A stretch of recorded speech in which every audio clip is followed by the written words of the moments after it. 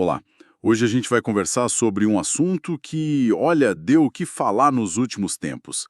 São as discussões que estariam rolando lá dentro do Supremo Tribunal Federal, o STF.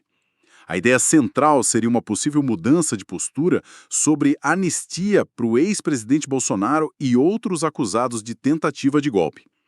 Mas tem um detalhe importante: só depois de uma condenação. Isso. E é bom deixar claro desde o início, né? Não se trata de dizer que são inocentes ou algo assim.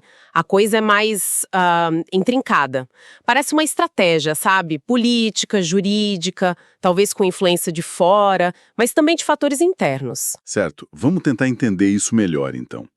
O centro da informação que circulou é que alguns ministros estariam pensando num recuo estratégico. A lógica seria mais ou menos assim. Primeiro, o processo anda, condenações acontecem. Mas num segundo momento, se o Congresso aprovasse uma anistia para essas pessoas, aí o STF, escolheria não se meter, deixaria a lei valer. E o que chama atenção, segundo algumas análises, é um possível pano de fundo internacional.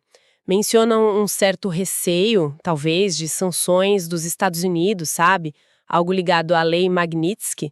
Algumas fontes até sugerem que aceitar uma anistia futura poderia ser uma exigência ligada ao Trump, caso ele volte, né? Mas espera aí, isso não vai contra o que a gente ouviu antes, inclusive de gente próxima ao tribunal? Falava-se bastante que uma anistia assim seria inconstitucional. Como é que fica essa aparente mudança de rota? Então, é interessante pensar como essa informação surgiu. Veio como conversas de bastidores, né? Tem que interpretar isso como algo plantado de propósito, tipo um teste. Jogar ideia no ar para ver como o pessoal reage, política, público. Talvez até mandar um recado para fora sem que o tribunal precise se posicionar oficialmente agora. A posição oficial continua sendo pela condenação. E uma das análises que a gente viu até aponta uma ironia, né?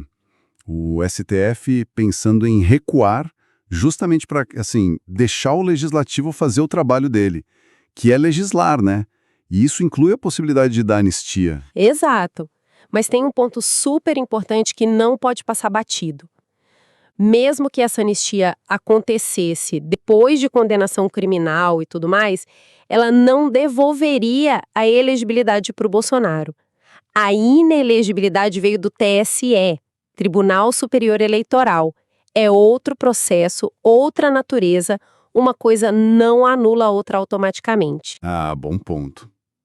E aqui a coisa fica mais estratégica ainda, né?